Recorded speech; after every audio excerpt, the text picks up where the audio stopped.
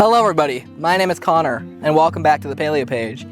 And today, we're not talking about an extinct animal, but they almost were. Today we are talking about one of the many horrific tragedies that the United States has done over its past 250-year history. This event was so jarring because in a matter of about 2 decades, it killed tens of millions. Even worse, this genocide, if you want to call it, was just a ploy in a game to ethnically cleanse a group of native societies. Today on July 4th, as we celebrate this country's 250th birthday, alongside fireworks and hot dogs and grills and cookouts and family, I think we need to have a little bit of humility, be a little bit humble, as we talk about America's genocide of the Plains Bison.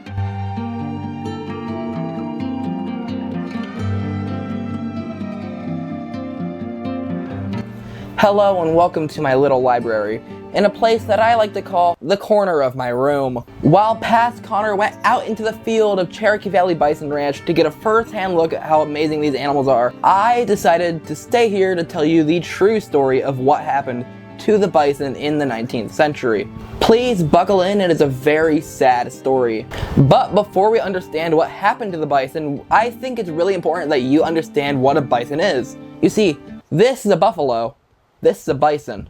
Bison and buffalo are not the same thing. So what is a bison? Bison are a genus of large bovines. Specifically, they are within the tribe Bovini. And within that, the genus bison is paraphyletic with the genus Bos. However, since I don't really know how to describe what being paraphyletic means in a simple way, I'll just show you this diagram.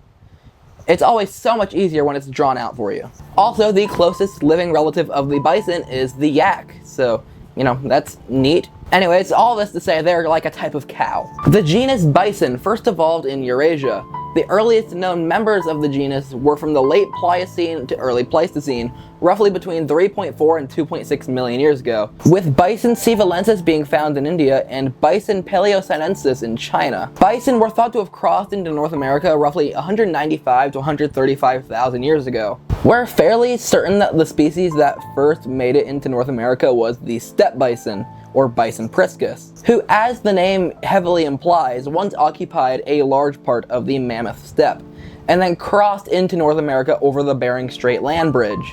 Also, fun fact, we have a couple frozen mummies of the steppe bison, including this individual here named Blue Babe. Once they had made it here into North America, bison became very large megafauna, such as the massive bison latifrons, or the longhorn bison, which is estimated to have been on average 25 to 50% larger than the modern bison, which could have led to a weight between 3,000 and 4,500 pounds, or those numbers in metric.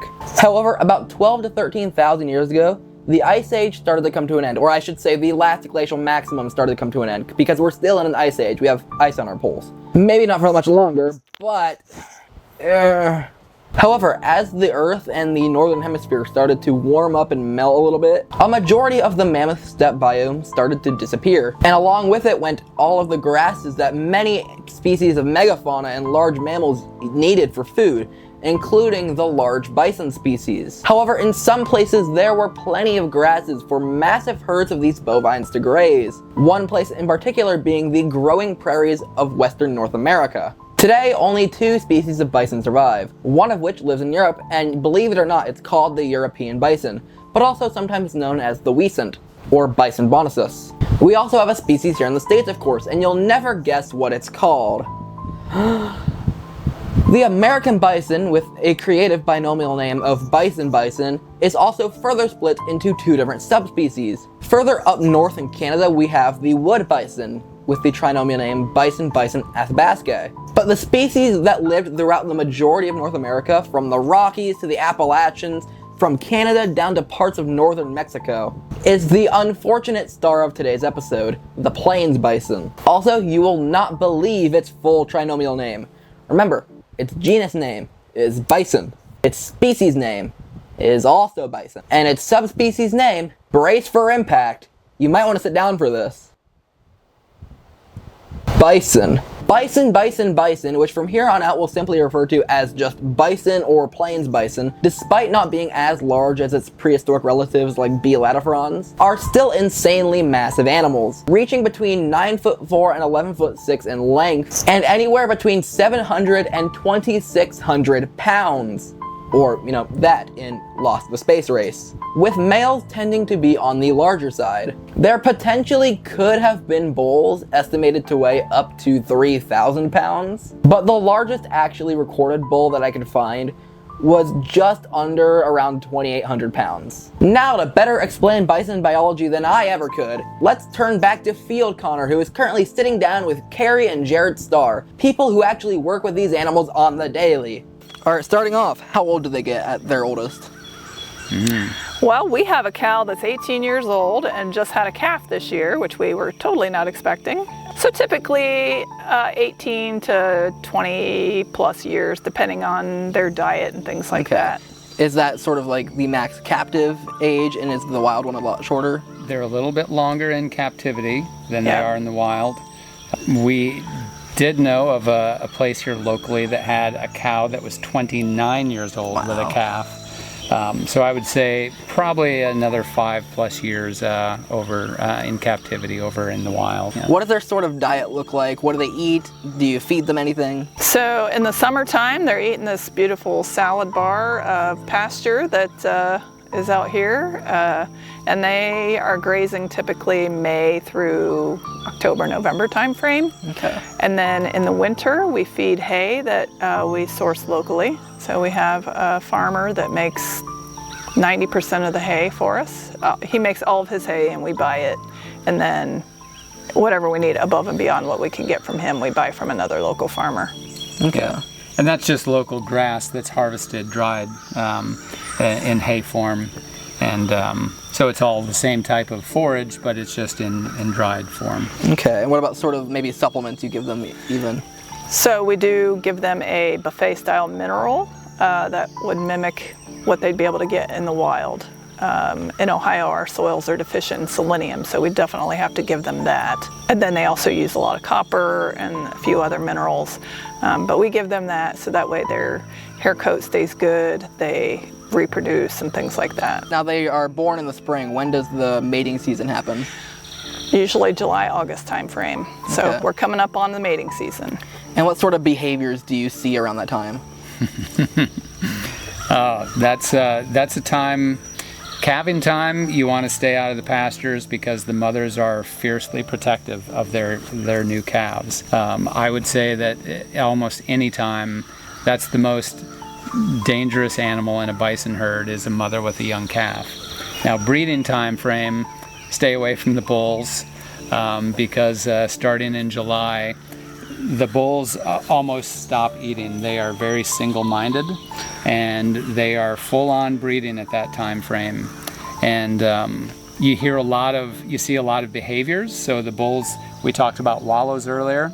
So the bulls are going to go out into that wallow, and they're going to show off their majesty, and they're going to flop as hard as they can into that wallow and raise huge dust clouds. And then they get up and they will roar. It sounds like a lion roaring.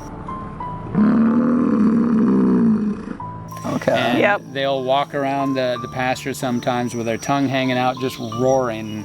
Growling. And I guess showing off their power to all of the cows, saying, "Hey, here I come."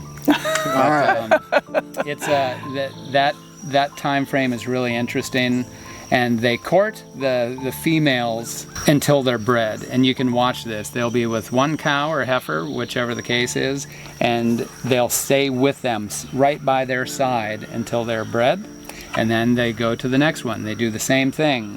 And if they get a good pile of grass that they think is delicious, they'll have that cow come over and share in the meal with them. It's an interesting courtship, but it's always brief.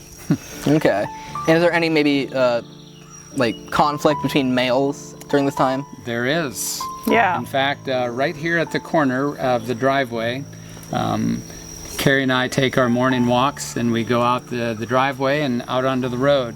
And right around this area, we noticed Plan B last summer.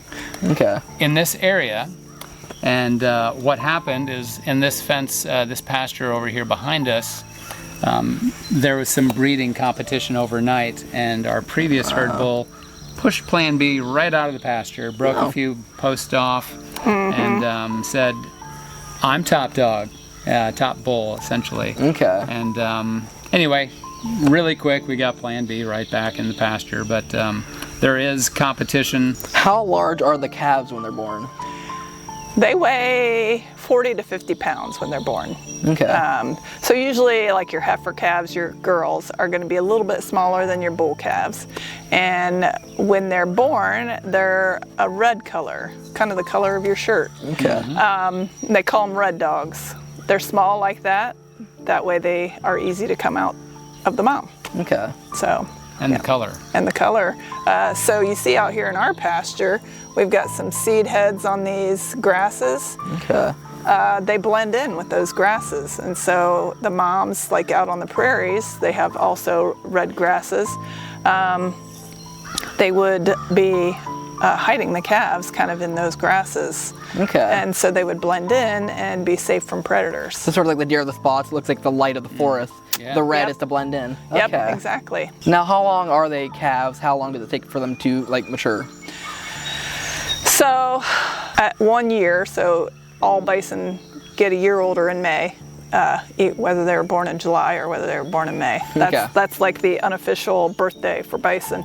So they're a calf until they turn 1 year old, and then they're a yearling. But it takes about 2.5 to 3 years to get them to harvest weight. So like we're harvesting bulls at around 1,000 pounds. Okay. So it takes about 2.5 to 3 years to get to that size, and they can become sexually mature at about 2.5 to 3 years of age as well. Okay. Speaking of sex, do they display any sexual dimorphism or difference between males and females? Yes, so the males are much bigger. If you look at their horns, like the base of their horns, the bulls are much larger. Okay. And then the females are smaller and more, they actually look more feminine, like their faces are not as wide, and they kind of just have that girly look to them. And the females, their horns kind of curve in, whereas the bulls kind of go out and up. Okay.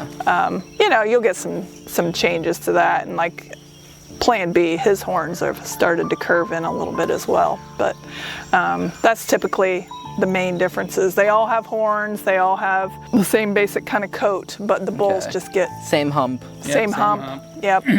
Okay. Yeah, and the calves, one of the distinguishing features for the calves, we mentioned their color is red. So by around October time frame, that red starts to turn brown, and they will start to look like the same color as the mature animals. All right. Do they experience any seasonal differences in like look? Yeah, so right now, you may have captured on your videos, some of them have a bunch of hair hanging off Yeah, of they're them. like shaggy. Yeah, so they're shedding their winter coat. Okay. And so by probably the end of July, they should all be shedded out, and they'll look sleek, almost like a horse. Their hair's really short. Okay. And then by September, October timeframe, they start looking velvety. So they get a velvety little, their hair starts growing in, that winter hair. And then by December, they have this fantastic hair that is good down to minus 40 degrees. Wow. So when it snows here, the snow does not melt off of them until the sun comes out and melts it off. Okay. Or they shake it off. But Yeah. like they can be out in the field, and there'll be a spot in the field where they were laying, Okay. where the snow just went right over top of them. All right, and how is that sort of coat built or like structured? So they have a wool undercoat, and then they have guard hairs that come through that. And they have more hairs per square inch than any other mammal in North America. Wow. Yeah. Okay. Speaking of mammals in North America, kind of a weird segue, this isn't really their native habitat, is it? It is. Oh, is it? Yeah, so Okay. bison were primarily on the plains, and then as their population grew, they expanded out into the east. And so they were in smaller numbers here, but they were here in Ohio. There's Yep. a history, carried at a presentation in Columbus in a community called Franklinton, which has buffalo history there, bison history. Wow. In this area is also Buckeye Lake, which was formerly a swamp called the Great Buffalo Swamp. Okay. And Yeah. so bison were here in the east. The last bison were extirpated from Ohio in the late 1700s. But they were here just in smaller numbers. Yep. Yep. Okay. Now, out west, what did their sort of habitat look like compared to here?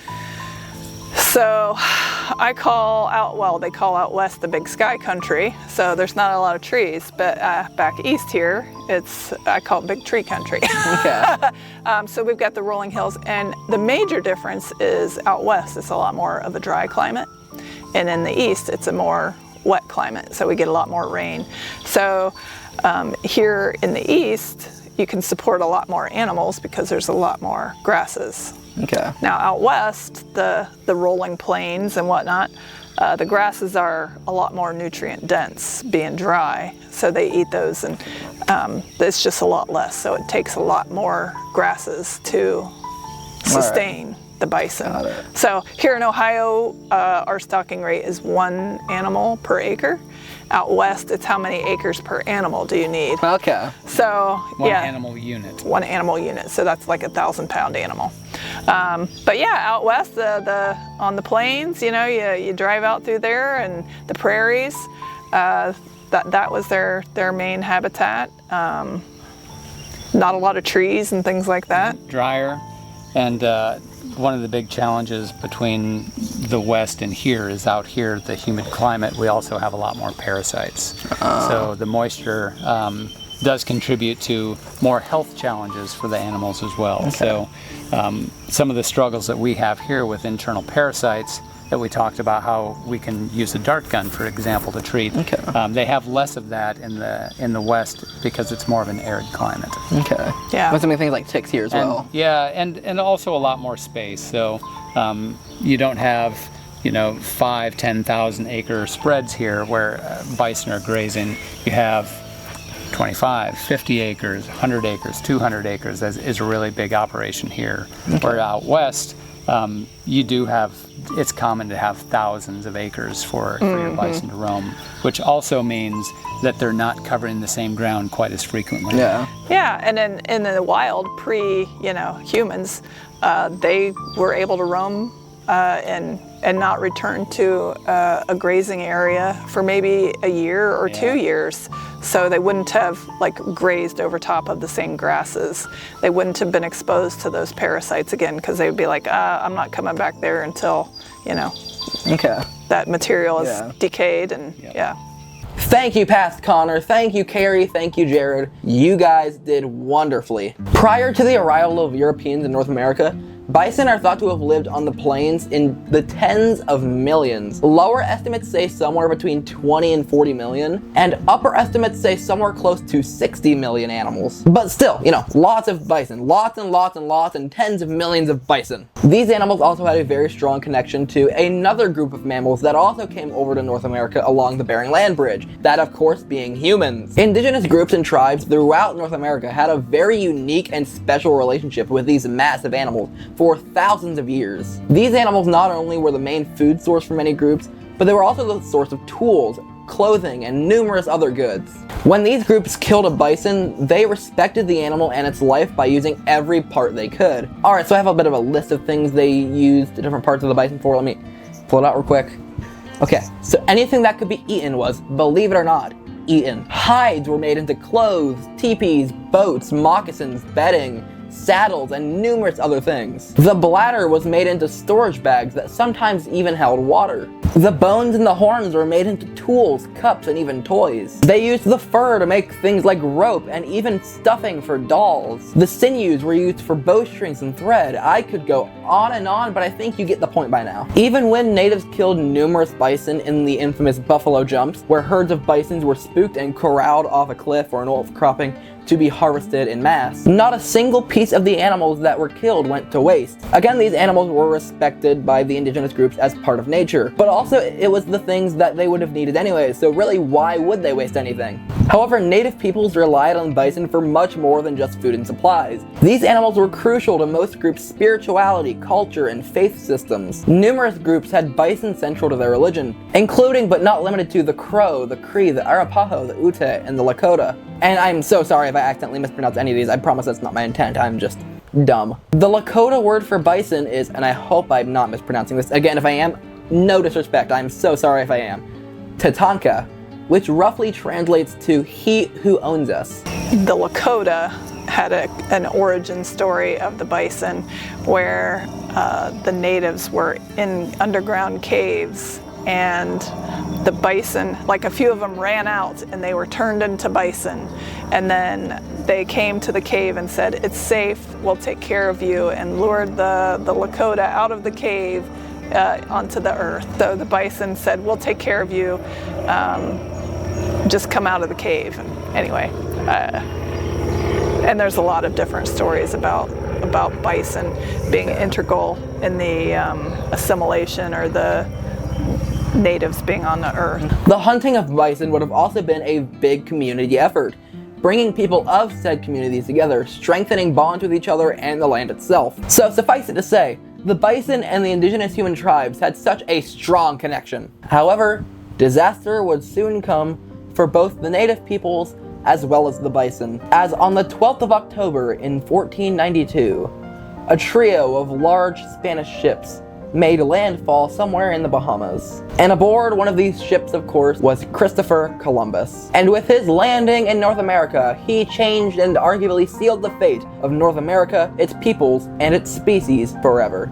How the arrival of Europeans to North America and the start of the Columbian Exchange impacted North America really should be its own video in itself, as it is a horrific story that ended up in natives being killed in the tens of hundreds of thousands, and also them being drove out of their ancestral lands. The Europeans just really sucked in general. But for the purposes of this video and this story, we need to fast forward to the late 1700s. On this day, exactly 250 years ago, one of the reasons that America signed the Declaration of Independence, among many other things, the British Crown would not let colonists venture westward of the original 13 colonies. The mother country denied the colonies this because the land was still home to many native tribes that, hadn't yet been pillaged and murdered out of their homes by white men. However, the Americans, they really wanted to go west and manifest their supposed destiny. So, after the American Revolution, and going into the 19th century, the newly freed Americans decided it was time to head out west. Over the next half century, native groups and westward settlers would be at major conflicts because, no sh**. Hey there, I'm a white dude, and my God told me it was my God-given right, my manifested destiny, to take this land for myself and raise some cattle on it. Now you get off my property before I shoot you. Okay, I'm sorry, what the actual fuck? Going into the mid-1800s, so much was happening in the West, and most of it was not good. The United States had begun stealing as much land from native people as well as Spain and Mexico as possible. People were beginning to fight over whether new states should have slaves or not. Shout out Bleeding Kansas. But more crucially to this video, America continued to try and develop and destroy and farm its newly stolen land. Before they fully went west, America had a little bit of a squabble between the North and the South, about a little disagreement, about whether humans should be able to be kept as property or not.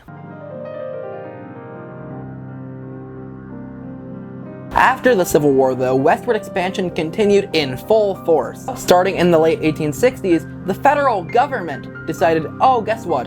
It's time for us to force these natives into reservations. We're gonna try and make them dependent on farming, just like us, the white men, the civilized men. We're gonna civilize them. We're just fulfilling white man's burden. And one of the ways that the US government decided to do this was set its sights on the bison. They knew that the indigenous peoples relied on these animals for everything in life, from food to spirituality. So the plot was, kill every bison, and you'll starve the natives into submission and civilization. In 1867, Colonel Richard Irving Dodge is reported to have said, quote unquote, kill every buffalo you can.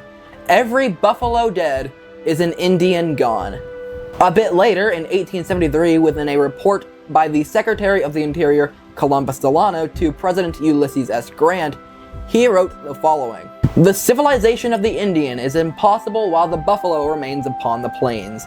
I would not seriously regret the total disappearance of the buffalo from our western prairies and its effect upon the Indians, regarding as a means of hastening their sense of dependence upon the products of the soil of their own labors." God, that was gross. Of course, the federal government was not the only thing to commit this literal genocide upon the bison, as capitalism also took a heavy toll on these animals. Hunting of bison became a major sport in North America, and people from all over the Western world came to literally have a shot at these bovines. Experienced hunters had the ability to kill dozens and up to hundreds of these animals a day. And the only parts of these animals that were gathered were the hides and fur for clothing, and the tongues, as they were considered a delicacy. Sometimes bones were also taken to be grinded up and turned into china and plateware, and sometimes the skulls were taken as trophies, as you can see in the infamous picture of just a mountain of bison skulls with a bunch of hunters standing on top like it's a trophy. However, most of the rest of the animal, including everything that was edible other than the tongue, was left to rot. Back then, a bison hunter of the name Frank H. Meyer had wrote, "A couple years before, it was nothing to see 5,000, 10,000 buff in a day's ride. Now, if I saw 50, I was lucky. Presently, all I saw was rotting red carcasses or bleaching white bones." The fur trade alone is thought to have been responsible for the death of millions of these animals. However, most of the meat was useless because this was a time before the ice box, where meats could not have been transported. So again, it was just left there to be scavenged by other animals or simply rot away. Also, as that quote very clearly says, these animals' numbers were dropping drastically. However, I'll save how much their populations declined for later in the video, after I tell you more of the horrific stuff they had to endure. One of those things was the construction of more railroads. Railroads that were headed out west needed bison out of the way to lay track. And these railroad companies figured out that, hey, there is indeed a big market for sport bison hunting. So, many of the railroads both advertised and encouraged men to come shoot hordes of bison while riding their trains. At the exact same time, the federal government continued to give orders to kill these animals, even giving out free ammunition to bison hunters. The US Army was also a huge force in killing these animals, with Generals William T. Sherman and Philip Sheridan sending soldiers to the plains with US cavalry guns to kill bison. They would use them as target practice, killing them in massive numbers daily, and then leaving them there to rot. Unfortunately, even some native peoples had hopped on the horse to further the slaughter of bison. And I mean quite literally hopped on the horse, as horses were a great tool in hunting these animals in mass. Many indigenous people killed numerous bison for that fur trade, just to try and desperately keep up with the rapidly changing world around them. With all of this in total, according to the United States Fish and Wildlife Service, by 1872, there were around 5,000 bison killed daily. I want you to let that number sink in really quick. 5,000 daily. To make it sink in just a little bit more, that is 1,825,000 a year. By 1872, almost 2 million bison killed every year. This absolute slaughter of the bison did not go unnoticed. Of course, with that bison hunter from earlier saying he saw thousands a day to being lucky to just see 50, of course. In 1886, a taxidermist from the Smithsonian of the name William Temple Hornaday had traveled out to Montana to collect specimens because the animals were so close to extinction. Just a year later, the American Museum of Natural History, or AMNH in New York, tried the exact same thing, but when they went, they found 0 bison. There were some native people that were trying to help the bison by starting herds of their own within reservations. One example of this being the herd started by Samuel Walking Coyote. He was a Penn-Duriel man from the Flathead Reservation in Blackfeet Territory of what's now Montana. As the story goes, he was married to a Salish woman, but was caught having an affair with a Blackfoot woman. So to make amends with the Salish community within the valley, he was advised to bring back the buffalo to the valley, which he indeed did. Him and his wife had successfully captured and raised 3 calves within the valley. By the next decade, the herd was now at 13 and was purchased by Michael Pablo, the son of a Blackfoot woman. He let these bison roam on the preservation, and they successfully propagated. By the start of the 1900s, around 80% of all bison in the US had roots from the Pablo Allard herd, as it's called. Unfortunately, in 1904, Teddy Roosevelt executed the Dawes Act of 1887 on the Flathead Reservation, which divided the land into allotments and gave citizenship to tribal members who accepted and agreed to live away from their tribe. At least I'm pretty sure that's what it meant. I might be a little bit wrong, but as I understood it, that's what it meant. And seeing as the land was now open to settlement, Pablo was forced to sell his herd of bison to Canada. By then, the herd had reached a number of 716 animals, 631 of which were going to Canada's Buffalo National Park, and 85 went to Elk Island National Park. Descendants of the Pablo Allard herd still remain to this day, which I think is really cool actually. But another group who, oddly enough, had also tried to save the bison was the federal government? What? I know, I was just going on about how they were the main party committing this tragedy. But really, I should have been saying the executive branch was. In Congress, on the other hand, there was a lot more action to try and save these animals. On March 3rd of 1871, a man of the name R.C. McCormick introduced House Bill H.R. 157, which would have imposed a $100 fine on someone for killing a bison. It read, and I quote, "Be it enacted, etc., that excepting for the purpose of using the meat for food or preserving the skin, it shall be unlawful for any person to kill the bison or buffalo found anywhere upon the public lands of the United States. And for the violation of this law, the offender shall, upon conviction before any court of competent jurisdiction, be liable to a fine of $100 for each animal killed, 1/2 of which sum shall, upon its collection, be paid to the informer." This bill was eventually printed and approved by the Committee on Public Lands, but it made it no further than that. A bit later, on Valentine's Day of 1872, Senator Cornelius Cole of California, via a resolution, pushed the Committee on Territories to come up with legislation protecting bison, elk, antelope, and other U.S. animals from useless slaughter, basically telling them to report it within a bill or else. The Senate agreed to the resolution, but it ended up getting pigeonholed. Due to this, another senator, Henry Wilson of Massachusetts, introduced Bill S-655, which would have restricted the killing of bison on public lands. Despite being read twice by the Committee on Territories, it was never reported to the full Senate. Now going back to the House just a couple years later, one bill made it the furthest of any of the bills to try and protect the bison. The bill was numbered H.R. 921, and it was sponsored by Greenberg Lafayette Fort of Illinois, the chairman of the House Committee on Territories at the time. It read the following. The first section provides that it shall hereafter be unlawful for any person who is not an Indian to kill, wound, or in any manner destroy any female buffalo of any age found at large within the boundaries of any of the territories of the United States. The second section provides that it shall be, in like manner, unlawful for any such person to kill, wound, or destroy in said territories any greater number of male buffaloes than needed for food by such person, or can be used, cured, or preserved for the food of other persons, or for the market. It shall be in like manner unlawful for any such person or persons to assist or be in any manner engaged or concerned in or about such unlawful killing, wounding, or destroying of any such buffaloes, that any person who shall violate the provisions of the act shall, upon conviction, forfeit and pay to the United States the sum of $100 for each offense, and each buffalo so unlawfully killed, wounded, or destroyed shall constitute a separate offense, and on a conviction for a second offense may be committed to prison for a period not exceeding 30 days, and that all United States judges, justices, courts, and legal tribunals in said territories shall have jurisdiction in cases of the violation of the law. Oh, that's a mouthful. So let's break it down a little bit. Essentially, you would be unable to kill a female or a juvenile bison.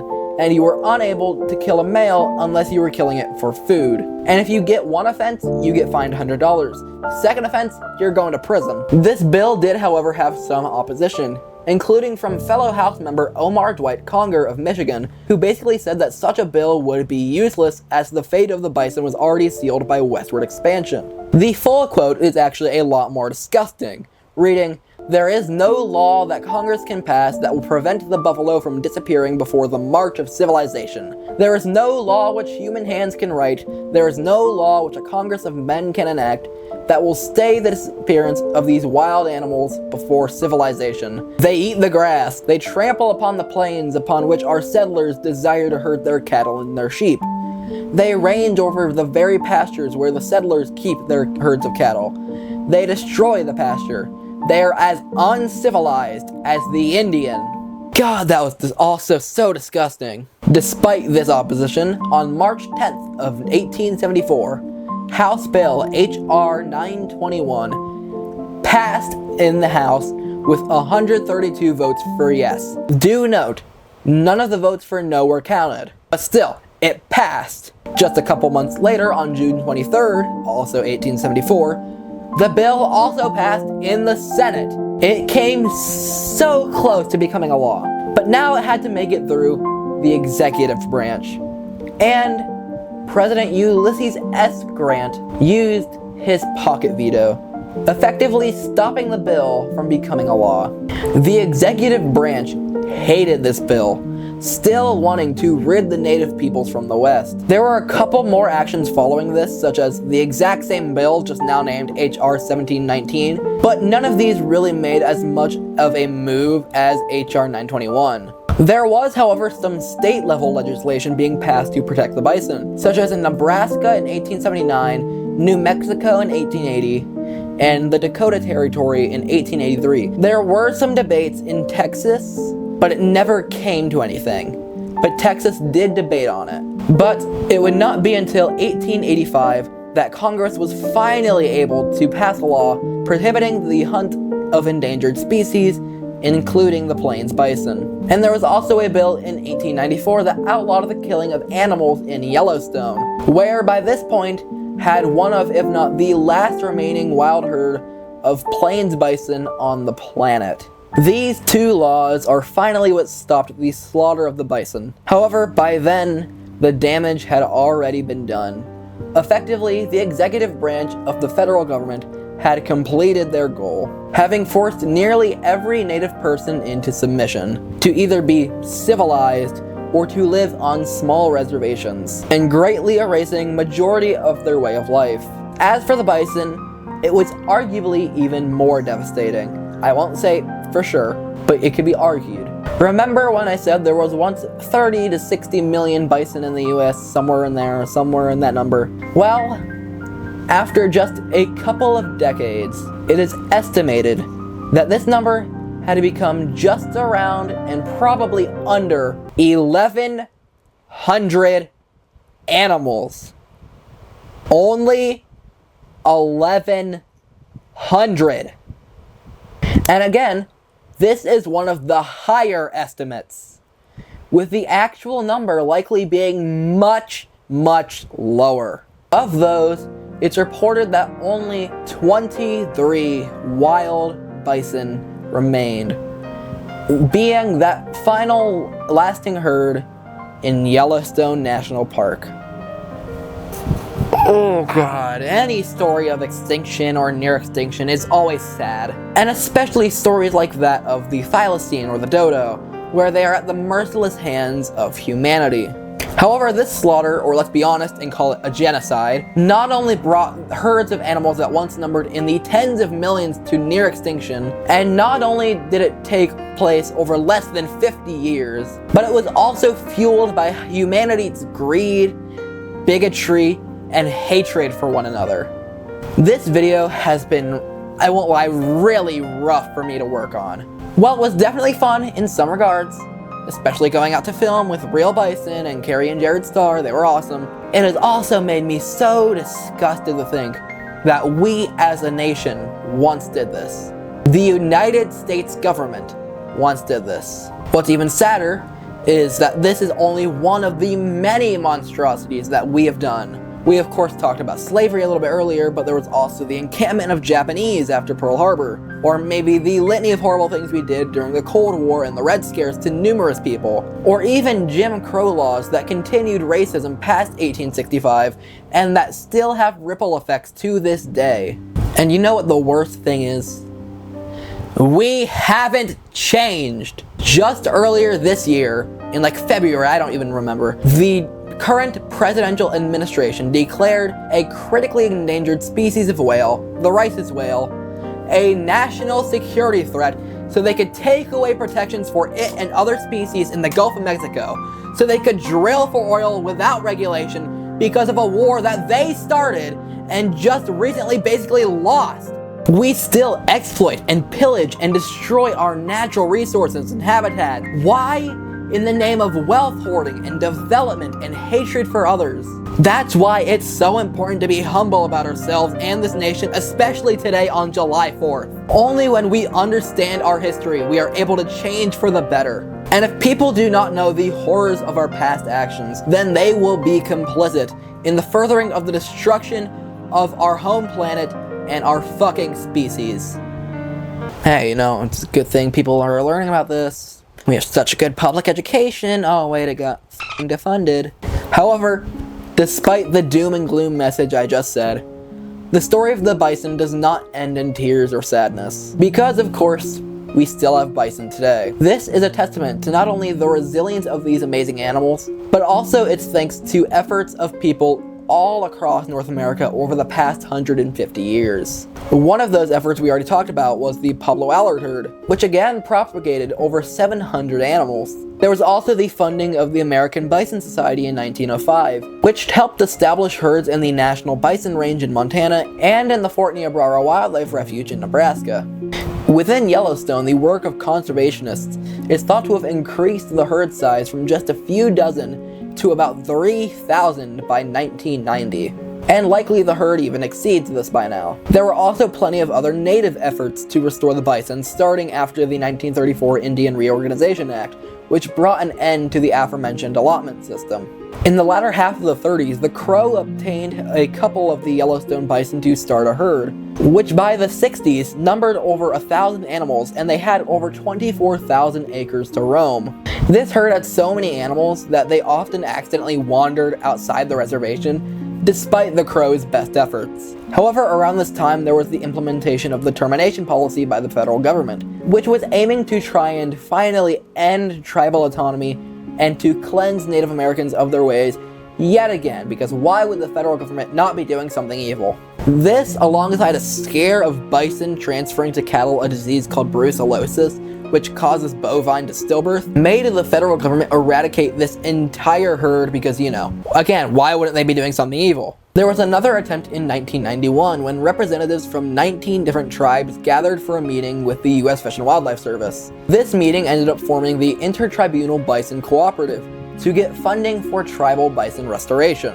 Today, this group is now called the Intertribal Buffalo Council, and it includes 63 tribes and 20 states. And it might even be more by now.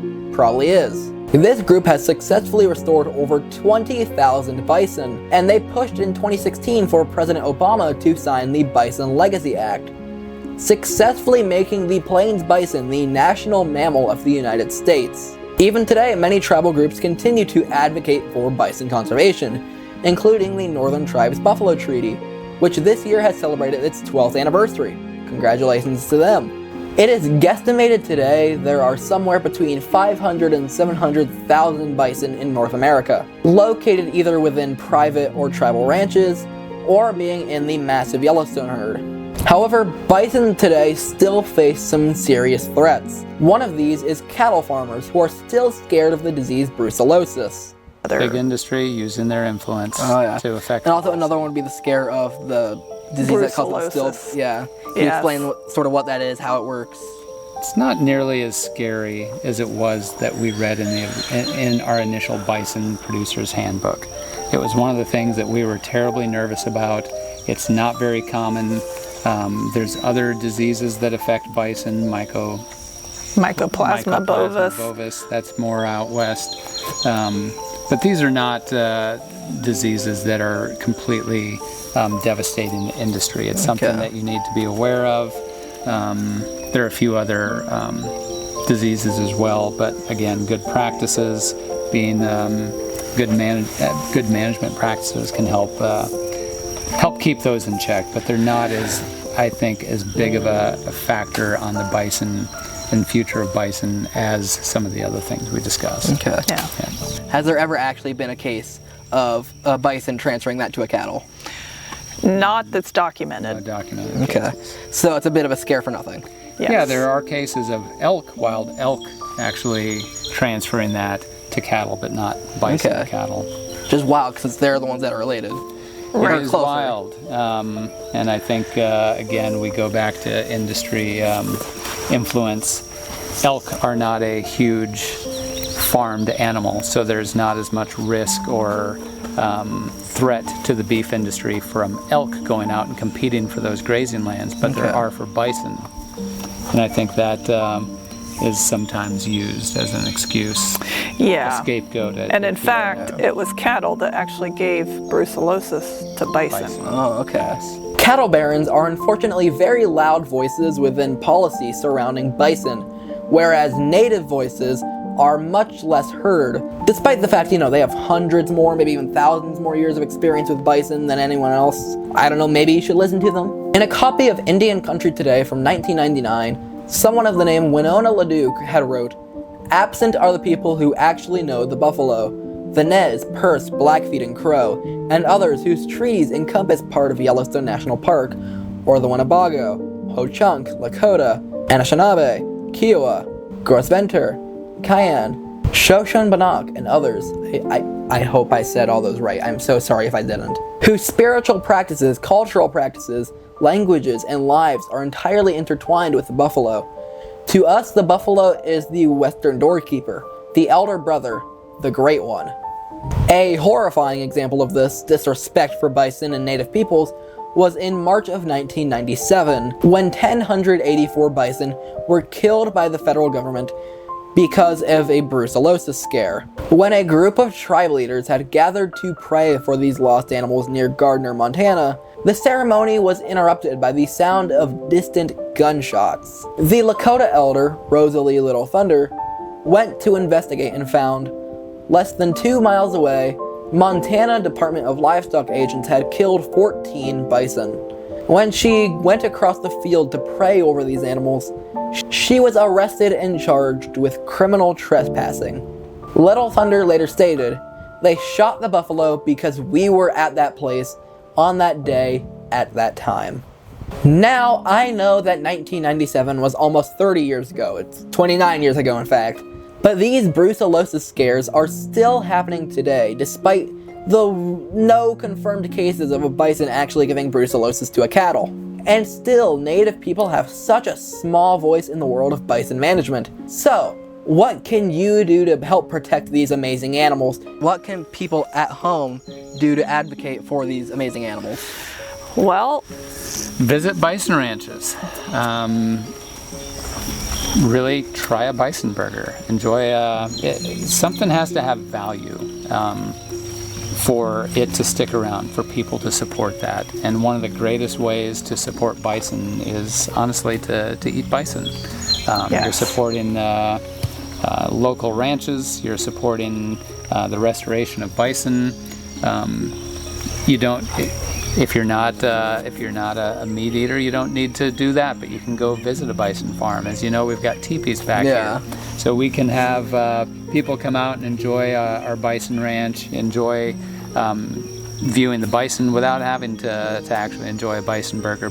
But we think that's also a good idea. Yeah. It's sometimes odd to think about conservation being actually eating the animal. Yeah, and I think that comes at a certain scale. If we're talking about the late 1800s, early 1900s, the focus then probably wasn't on enjoy a bison burger because the numbers were so low. But today, as you're trying to grow that herd, there needs to be an economic value in order to grow that herd to a size that can return it to its, if not its former numbers, a sustainable number that we don't have to constantly worry about.